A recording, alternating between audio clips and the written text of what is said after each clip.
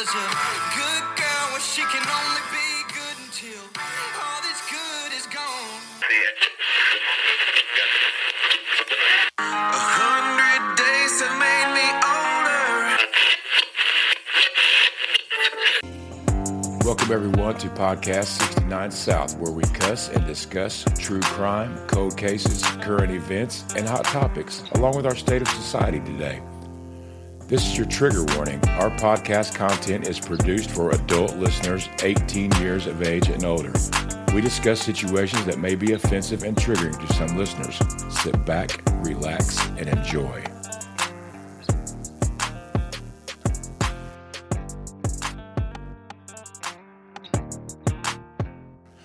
Welcome back, everybody, to 69 South. I am Chop. I'm your host today, and with me always is my beautiful co-host, Julie. How are you doing, babe? Amazing, as always. This is a podcast where we don't just scratch the surface. We dive deep, and I mean deep, into these cases that truly shape our understanding of law, of truth, and perhaps most importantly, of human resilience. So welcome, everyone, to another episode. We're glad you are with us today. And we are indeed diving headfirst into a legal document that has sent ripples to a quiet Indiana community. We're meticulously examining the recent probable cause affidavit of John Dale Payton. This isn't just a dry legal filing. It's the genesis of a story that demanded to be heard. That's right, babe. And for those unfamiliar with the name, John Payton is not some stranger passing through. He is a longtime resident of Morgan County, Indiana, specifically residing in the Martinsville area for many, many years. His roots run deep in that community, which only adds to the layers of complexity and the shock surrounding the allegations we'll be discussing today. When the case like this emerges from within a tight-knit community, it affects everyone, challenging perceptions and uncovering hidden truths that some might have preferred to remain buried. And before we delve into the intricate details of this incredibly important and at times difficult case, we want to take a moment, a really important moment, to talk about our Patreon community. If you love what we do here at 69 South, if our commitment to justice and deep dives into those narratives that resonate with you, it would be absolutely amazing if you could go to patreon.com/69 South and join us as a member. It literally costs you nothing to join our community and its foundational level. We've created a free roadside listener tier, which is perfect for anyone who wants to follow along, get updates, and feel like part of our 69 South family without any financial commitment. It's a great way to stay connected and support us in spirit, and we love you either way. But for those of you who are truly passionate about our work, those who want to dig even deeper alongside us, we also have our $5 mile marker 5 tier. This tier for just $5 offers an incredible array of benefits that enhance your 69 South experience. When you join at this level, you gain immediate access to all the legal documents pertaining to the cases that we follow, giving you the ability to review the evidence and the filings right alongside us. Imagine being able to read the very affidavits and police reports we discuss. It offers a whole new dimension of understanding. Not only that, but the $5 mile marker tier also grants you access to our community chat. This is a vibrant, respectful space where you can engage directly with us, ask questions, share your thoughts on episodes, and connect with other listeners who share your interest in these compelling cases. It's truly a special part of our community, fostering discussions that go beyond the podcast itself. And there's more. You get Patreon exclusive episodes, content that isn't available anywhere else, giving you even more true crime deep dives. And we are so excited to announce that live video visuals are coming soon for our Mile Marker 5 members. Imagine being able to see us interact in real time and get even more experience as we discuss these cases. Your support directly enables us to expand our offerings, improve our production quality, and bring you more of the content that you love. Every single dollar goes towards making 69 South better and more impactful. We would like to give a shout out to our new Patreon members, and their support is absolutely crucial to what we do. So a massive thank you to Carrie, Amber, KW, Caitlin, and Andrew. Your belief in 69 South and your willingness to contribute directly fuels our ability to bring these stories to you. That is amazing and unbelievable. I would have never thought 6 months ago that this is where 69 South would be. I'm still in shock. So it's crazy to be in over 80 different countries and thousands of cities. It's really unbelievable, isn't it? It's cool as shit, if you ask me. I'm shocked as fuck, honestly. But today we're tackling a case that's as heartbreaking as it is complex. A story of alleged abuse, a recantation, and a decades-long journey towards justice that's only now finding its footing. This is the probable cause affidavit filed in Morgan County, Indiana on June 6, 2025, under cause number 55D-2506-FA-000834. It's a story that spans from the early 2000s to just a few weeks ago, and it centers on a young woman we'll call Victim 1 and her stepfather, John Dale Payton. The very mention of these details, the dates, the specific location, is immediate grounds us in reality of what we're discussing today. This isn't theoretical. This is a lived experience, and it's one that has tragically spanned a significant portion of Victim 1's life. The layers of this case are intricate, weaving together family dynamics, legal maneuvers, and the profound lingering effects of trauma. That's right, Julie. This isn't just a legal document. It's a window into a family torn apart by allegations of child molestation, a recantation that muddied the waters, and a recent push to reopen the case with new compelling evidence. We're going to walk through the affidavit step by step, meticulously piecing together the narrative from the perspective of Detective Sergeant Patrick Williams, who's been at the heart of this investigation. His methodical approach, as laid out in the affidavit, allows us to follow the thread of his complex story from its initial whispers to its current, more definitive form. But first, a quick heads up. This episode deals with sensitive topics, including sexual abuse and its emotional aftermath. We'll handle it with the utmost care, respect, and compassion, but listener discretion is definitely advised. We understand that these conversations can be triggering, and we encourage everyone to prioritize their well-being while listening. So I wanted this story to come across right, and so important that this is our second time recording it and third time rewriting it, because we wanted to get it out and have it perfect and tell the story the right way, because it's a little bit different than ones we have done before. We've never dealt with a victim that had recanted her story. I know it really breaks my heart thinking about the whole story all, sewed together, man. It's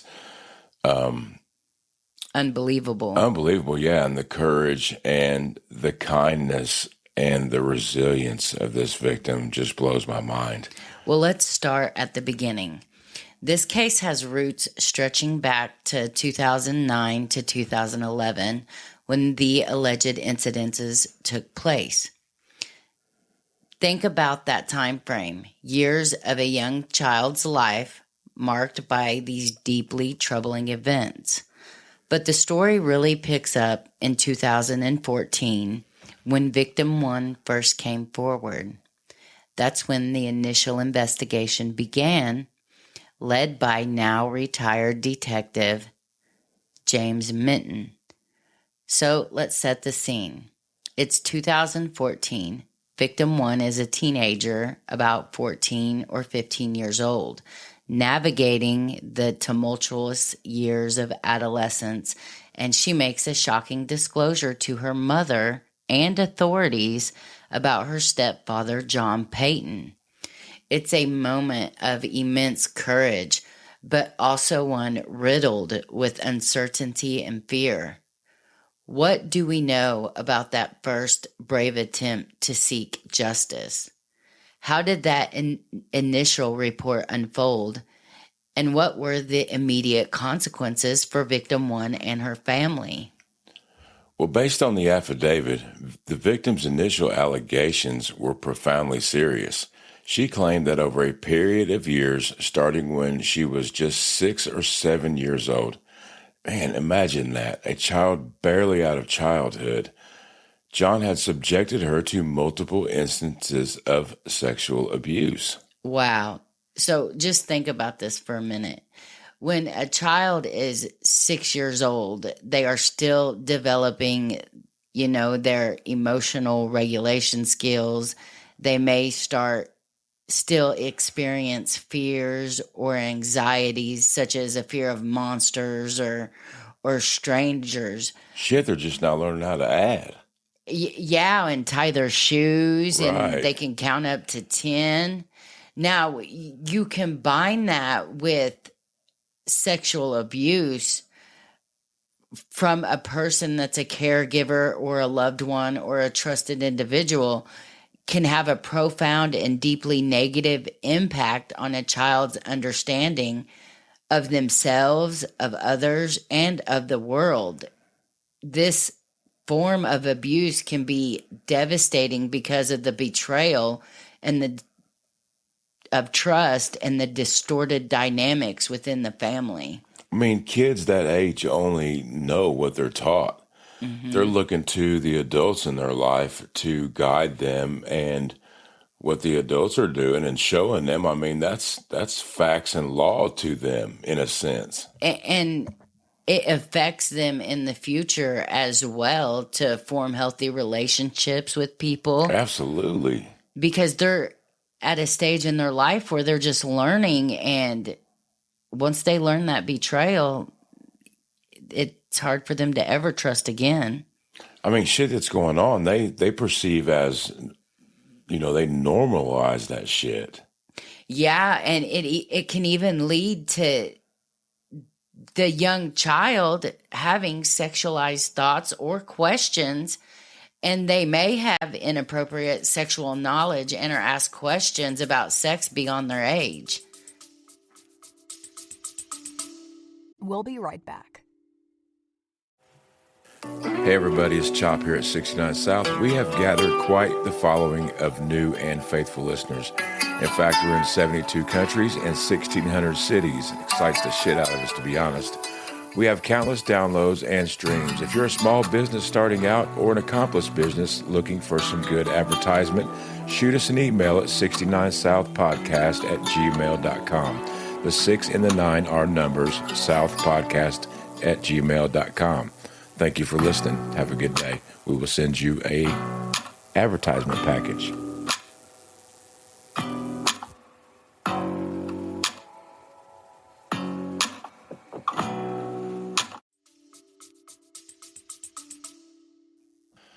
Now, these incidents allegedly occurred in various homes across Indiana: Greencastle, Cloverdale, Eminence, and Paragon, places where the family lived during her childhood. This detail alone paints a picture of a childhood marked by instability and, tragically, by alleged ongoing abuse as the family moved from one location to another.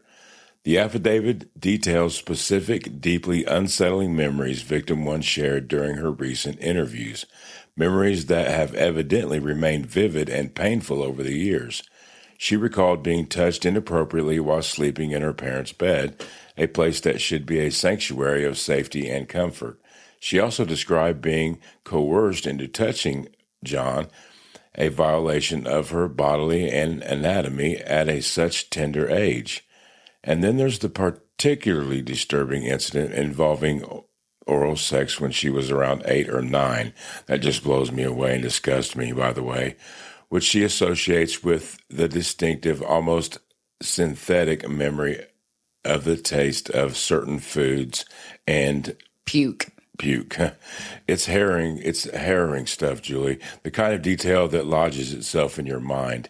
And it's clear these memories, these traumatic experiences have haunted her for years, shaping her life in profound and difficult ways.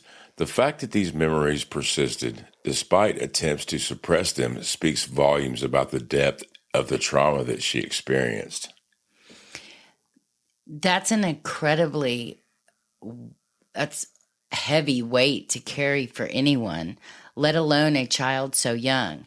The affidavit mentions that victim one was forensically interviewed at Susie's Place, a child advocacy center, back in 2014. These centers are designed to be safe, neutral spaces for children to disclose abuse, and it's where she first laid out the allegations in a structured, child-friendly setting with professionals trained to conduct such sensitive interviews. One would hope that after such a brave disclosure, the path to justice would be clear. But here's where the story takes a heartbreaking and perplexing turn.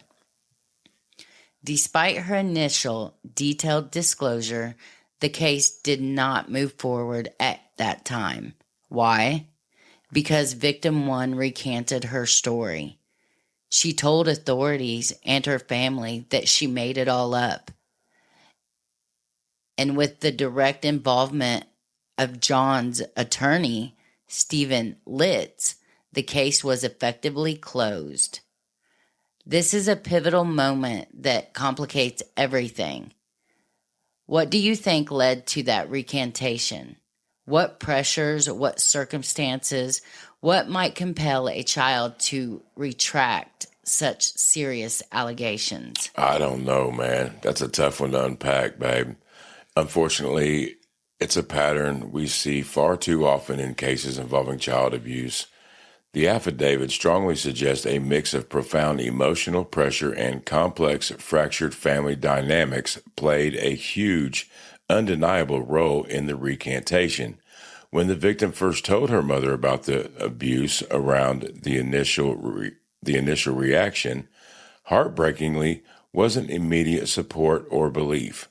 Instead, her mother was described as being in denial and shock, which anybody probably would be, struggling to process such devastating information about her longtime husband. To compound victim one's emotional burden, her older sister reportedly called her a fucking liar, creating a isolating rift within her closest family unit.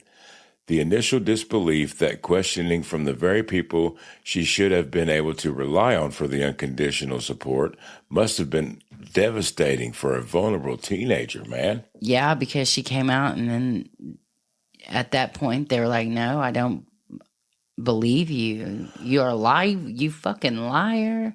I mean, I can just see two sisters around that age, 15, 16 years old, getting into it like that. But to come out and just say that, I bet she was really going through it in her heart. And, you know, it's not uncommon for teenagers and stuff to recant events that they say that happened like that. You know, as the investigation began to unfold, victim one, at this time just 14 or 15 years old, saw the immense toll it took on everyone around her. She witnessed her mother struggling deeply with the guilt and the weight of all of these revelations. She observed her sister distancing herself, even moving out of the family home to relocate with her boyfriend, further fracturing the family unit. And of course, there was the looming threat of John facing serious criminal charges, potentially even prison, which would undoubtedly shatter what remained of their family structure. Victim one asked a chilling question to her mother. What would happen if she said she had lied, even though she admitted that she did not lie? This isn't just a rhetorical question. It's a desperate plea, a clear indication of the internal conflict that she was experiencing. She explicitly told her mother she didn't want John to die in jail. I mean, there's a lot to unpack right there. For one, you could tell this poor child has a huge heart. It seems to me in this part of the story that she is more worried about How everybody else feels. how it's going to affect everybody else if she tells the truth about what the fuck this dude's been doing to her.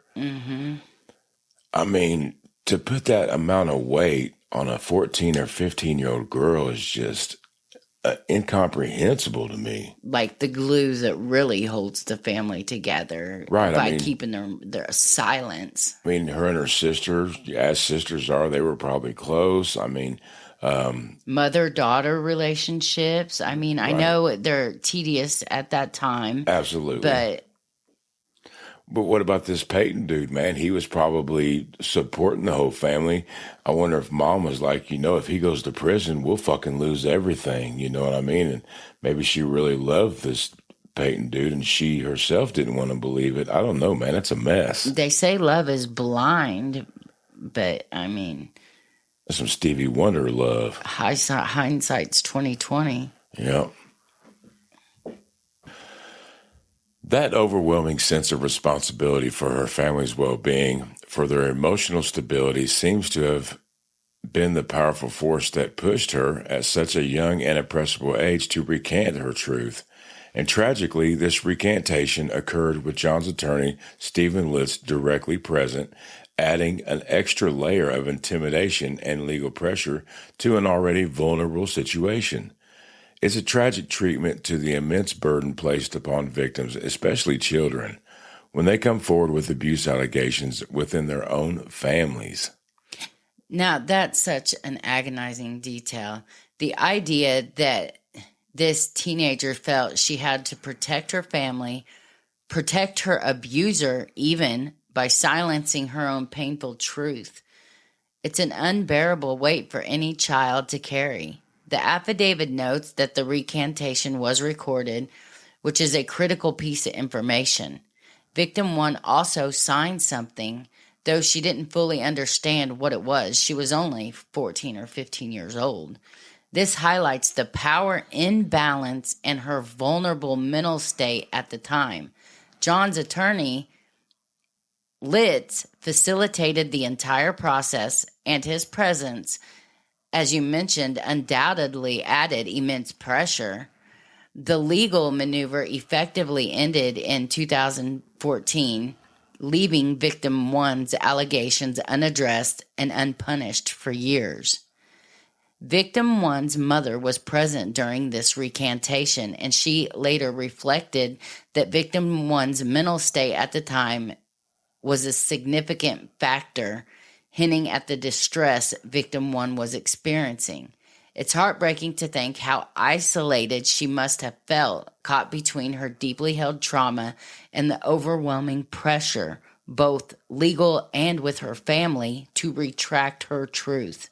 The emotional landscape of that moment must have been incredibly complex and distressing for her. I bet she was scared to death. Absolutely. I mean, you're in a lawyer's office, and I'm sure the lawyer's spilling his freaking spill about, if you lie in court, you could be in trouble if you made up these stories. I mean, And we can prove you lied. right. I can Not almost saying that was said, but I can almost picture the guarantee. situation. Absolutely. It's sadly common scenario in cases of child sexual abuse for victims to recant, especially when they face profound family fallout, disbelief, or outright coercion. The affidavit even points this out, noting that such behavior fits a recognized pattern seen in other investigations of child abuse, a pattern born out of fear, loyalty, and the desperate hope of restoring a normalcy of their family unit. It's a survival mechanism. It's a way for a child to cope with an impossible situation. But here's where the story takes a powerful and hopeful turn. Let's fast forward to 2025, a full decade after the initial recantation. That's when this case gets a critical second life. On February 20th, 2025, the Morgan County Prosecutor's Office reached out to Detective Patrick Williams. The reason? The victim had courageously recontacted them.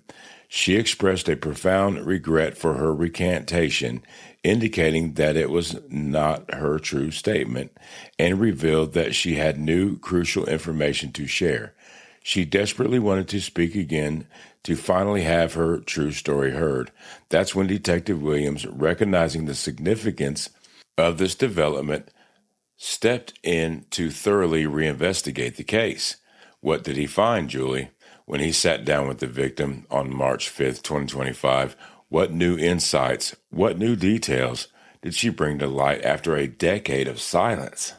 The interview, conducted on March 5th, 2025, is a critical, pivotal piece of this entire puzzle. Victim 1, now an adult, opened up about the abuse in excruciating detail, revisiting memories she tried so desperately to suppress for years. The passage of time had not dulled the pain or the clarity of these recollections. In fact, therapy had helped her process and recall more. She spoke about how the abuse began when she was terrifyingly young, just 6 or 7 years old, while they were living in Greencastle. She described John touching her inappropriately through her pajamas while she slept in her bed, a profound violation of trust and safety within what should have been her most secure space. She meticulously detailed how the abuse escalated over time, being forced to touch him, being coerced into other acts, and particularly disturbing incident around the age of 10 in Eminence, where John had allegedly compared her body parts to her mother's body parts after inappropriately touching. That's fucked up. This detail alone speaks to a deep, disturbing psychological manipulation alongside the physical abuse. Victim 1 also candidly shared the immense emotional toll these experiences had taken on her over the years. Chronic self-harm, suicidal thoughts, and a later diagnosis of complex PTSD from all the sustained trauma. Her life had been profoundly shaped by these hidden scars, but what stands out most powerfully and what truly changed the trajectory of this case is her explanation for the recantation. She reiterated that she had felt overwhelmingly responsible for her family's pain, particularly her mother's distress, and she tragically blamed herself for the chaos that had ensued. It was a burden no child should have been ever forced to carry, and her clear adult reflection on the past decision provided crucial context for Detective Williams. She was no longer a frightened teenager. She was a survivor determined to set the record straight. Armed with the wisdom and the perspective gained from years of processing her trauma, this interview was not just a recounting of events. It was an act of profound courage and a testament to her unwavering pursuit of truth. It's incredible how much she's been through, and yet she found the immense strength, the sheer will to come forward again, to relive these horrific memories for the sake of justice. We have read this PCA and the victim's recounting of a lot of the shit that happened to this poor child, and it's even certain foods, certain smells, certain situations, and that reminds her, that triggers her memories of the shit this man did to her at such a young age. It's so bad that we don't even want to read it. I mean, these are not general allegations. These are deeply imprinted sensory memories that are characteristics of true traumatic recall. She also mentions that through her ongoing therapy, she had begun to recover additional repressed memories, like an assault when she was 9, where John allegedly used his fingers to cause significant pain. These profound and specific details were not part of her 2014 narrative, suggesting that she has been processing this complex trauma over time, allowing these suppressed memories to surface as she healed and gained strength.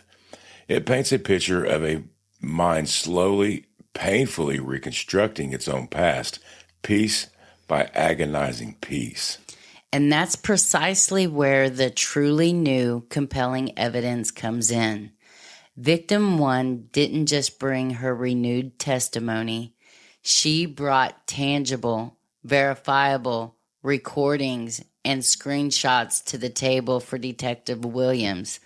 In one damning audio recording, she courageously confronts John directly, demanding an apology for his actions.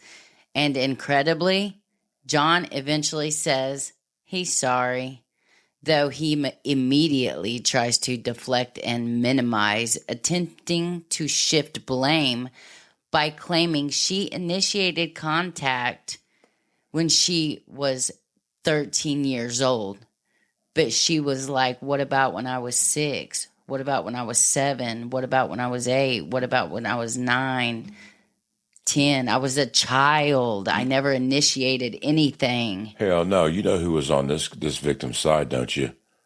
Car motherfucking Ma. Yeah. Now, the recording alone, where his words contradict his later denials, is a powerful piece of evidence. This was further bolstered by text messages where John, in what appears to be an attempt to gaslight or manipulate, directly blames victim 1 for touching him while he was asleep, again trying to invert the reality of the situation. These recordings and messages gave Detective Williams concrete material to work with, moving the case beyond a simple he said, she said scenario. Furthermore, victim 1's mother also corroborated some of this during a subsequent interview, admitting that she herself heard John's confession in the audio, and crucially, that she has finally believed victim 1 despite her initial doubts and denial years prior. This shift in the mother's perspective from disbelief to eventual acceptance and corroboration is a critical turning point in the case. It transforms the narrative from victim 1's words against John into one supported by undeniable audio evidence and a now believing parent. This evidence is crucial. It shifts the dynamics of the case dramatically, providing a stronger foundation for the allegations and giving the investigation new momentum.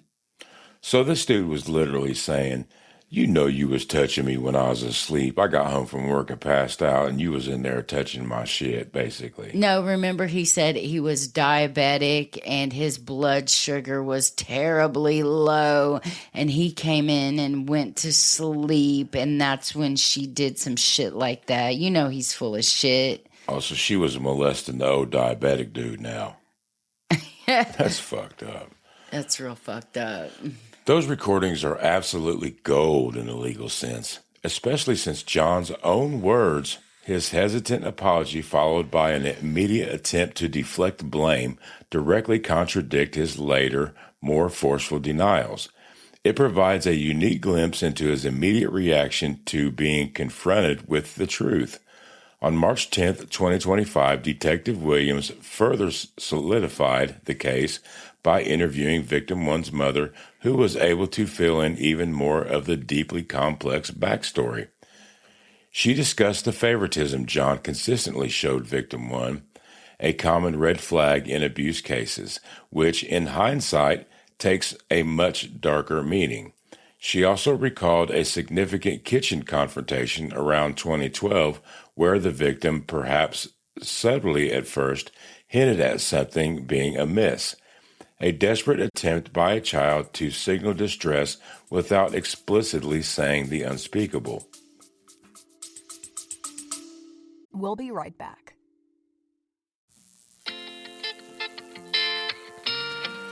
Hey everybody, this is Chop from 69 South, man. While we're taking a little break, get up, get yourself something to drink, grab yourself a plate of food. But hey, look up shopcitadjules.com, man. Pick up one of our badass 69 South t-shirts. A portion of the proceeds goes to victims, and it helps support our show. Help keep the lights on here in the studio. We thank you all so much for listening. Everybody just take it easy and enjoy life. That's what it's all about. Victim one's mother also revealed the dramatic and desperate moment in 2014 when she confronted John, pulling a gun on him when the initial allegations surfaced, a testament to her intense emotional turmoil and the profound shock of the situation. Victim one's mother, her journey in this entire saga is particularly fascinating and in many ways tragic. She went from an understandable initial disbelief and denial, struggling to reconcile the man she loved with the monster described by her daughter, to a reluctant then full acceptance of victim one's story. Her commitment to her daughter's truth eventually led her to file for divorce from John on March 7, 2025. A powerful and definite break, signifying her ultimate belief in victim one's account. They sure didn't stop there, because victims one's mother also revealed something incredibly significant. There was more of John's family members that had came forward. Here's the chilling part, Julie. There was other family members that alleged that John had also molested them as children too. That's not just a pattern emerging. That's a deeply disturbing generational pattern of alleged abuse within the family, lending further weight and a broader context to the victim's one's claims. It suggests that victim's one experience was not an isolated event, but a potentially part of a larger hidden story. It truly is, Chop. Now, the witness's willingness to testify, to add her own voice to these allegations, could be a monumental game changer if the case proceeds to trial. Her testimony would not only corroborate victim one's account, but also establish a disturbing history of similar behavior, which is often crucial in sexual abuse cases. But let's pivot for a moment to John's side of the story, as presented to Detective Williams on March 11, 2025. On March 11, 2025, John himself came in for an interview with Williams, and his narrative was, well, let's call it self-serving at best and deeply deceptive at worst. He vehemently denied and claimed that victim one was lying, repeatedly pointing to the 2014 recantation as irrefutable proof that her allegations were false. He asserted that the only incident was victim one accidentally touching him when she was a kid, a gross minimization and distortion of the alleged events. He even went as far as to suggest that victim one's mother and victim one were somehow scamming him with the audio and video evidence, attempting to paint them as manipulative rather than victims. It's a stark, almost unbelievable contrast to the compelling evidence victim one and victim one's mother provided, especially the audio recording where he offered an apology. And then there's the telling detail of his refusal to take a lie detector test, while at the same time demanding that victim one undergo a lie detector test. A classic tactic of someone attempting to control the narrative and avoid accountability. His resistance to objective verification, coupled with his willingness to cast aspirations on the victims, truly raises significant eyebrows and speaks volumes about his character and credibility in the face of these grave allegations. Yeah, Julie, His narrative feels like a desperate, almost clumsy attempt to rewrite history, to control the narrative in the face of mounting evidence.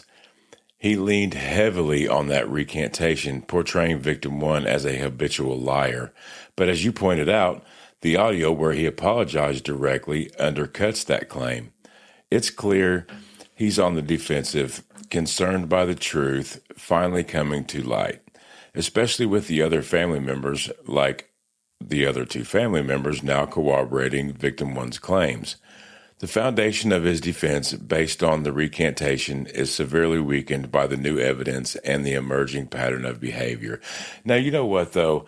I mean, I know that sometimes teenage girls may make up some shit because they're mad at somebody, but that shit fades over time. They forget about whatever the fuck they was pissed off about.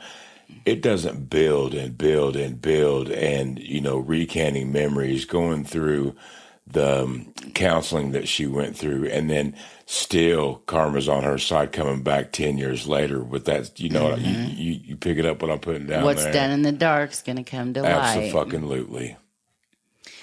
But then on April 9th, 2025, victim one reached out to Detective Williams again. The trauma continued to resurface for her, bringing with it new agonizing flashbacks. An assault at age 9 involving digital penetration. This new detail, a memory that had been suppressed but was now emerging through her ongoing process of the trauma, added another layer of gravity and details to the case. It's a powerful, painful illustration of how abuse memories can be fragmented and resurface over time, not as a sign of fabrication, but as a system of the complex ways the brain processes profound trauma. Although she wasn't sure if even more repressed memories would surface, the latest recollection further underscored the depth and duration of the alleged abuse. And I get that, man. I mean, I went through some bad shit. Babe, you went through some horrible shit when we were children. And, over time, man, when you get to thinking about that shit, just laying around and thinking about it, I mean, details do resurface. Yeah, you're like, man, that happened? Yeah, and your brain does, as a child, it's like a defense mechanism. It represses bad shit that happens to you. It's like God's your way of brain's- helping you grow without having to think about that shit all the Coke time. or something like that. Absolutely. Well, that follow-up that she had, the emergence of yet another deeply disturbing memory, shows just how insidious and enduring trauma can be. It's a testament to victim one's incredible courage and the resilience that she continues to revisit this pain, to meticulously piece together her past for the sake of true justice. The probable cause affidavit then wraps up with Detective Williams making a very clear and justified request, an arrest warrant for John Dale Payton. He cites ample probable cause based on the totality of the evidence. Victim one's detailed and consistent interviews, the crucial audio recordings, the corroborating testimony and shift in belief from victim one's mother, and the profoundly significant new allegation from another juvenile victim. Now, victim two's is another family member of John's. I wonder what happened, I mean, in all reality, between 2014 and now to make her mother start believing her story. I mean, Do you think she repressed it?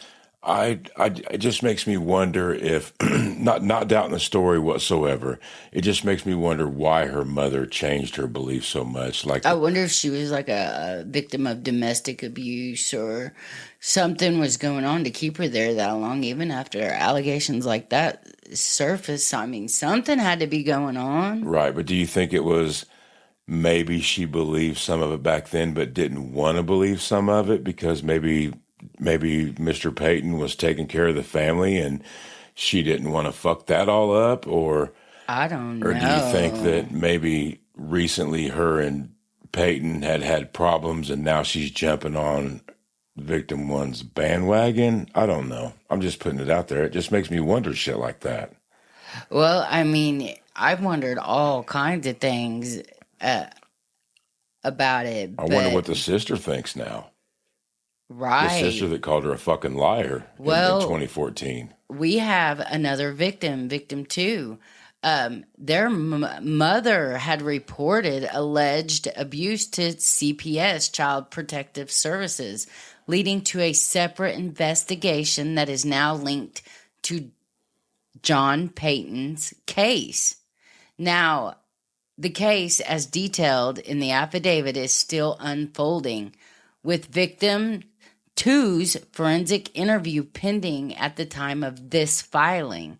But this emerging pattern involving multiple alleged victims is a chilling indication that this might not have been an isolated incident, but rather a deeply disturbing pattern of behavior spanning years and affecting multiple family members.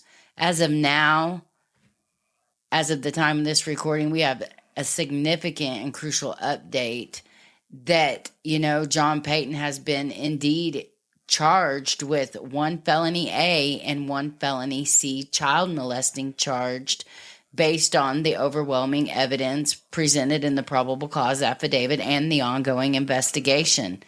This marks a huge and critical step forward in the pursuit of accountability for the alleged crimes. That's a true major development, Julie. The charges of felony child molestation aligns precisely with the allegations spanning from 2009 to 2011. As meticulously outlined in the affidavit, it's a definitive step toward holding someone accountable for these alleged horrific acts, though we must emphasize that the legal process is, of course, far from over. This case powerfully highlights the immense challenges in prosecuting historical abuse, the initial recantations often driven by fear and pressure coming from other family members. The complex family dynamics that can enable or obscure abuse, and the profound long-term psychological impact on victims who carry out these burdens for years, even decades. Victim one's journey from agonizing silence to courageous advocacy, now supported by her mother, and eventually a hard-won belief, is powerful and inspiring, demonstrating the enduring strength of the human spirit even in the face of unimaginable trauma. Her persistence in seeking truth despite all the obstacles is truly remarkable. What do you think about this case and its current trajectory? What's it mean for the future of similar cases, Julie? What lessons can we draw from victim one's relentless pursuit of justice? I think it's a profound reminder, Chop, that justice can indeed take time, sometimes a very, very long time. Victim one's recantation, however painful and understandable, undeniably delays things, allowing the alleged perpetrator to remain free for years. But her sheer persistence, her unwavering courage to finally reclaim her narrative, brought crucial new evidence to light that could not be ignored.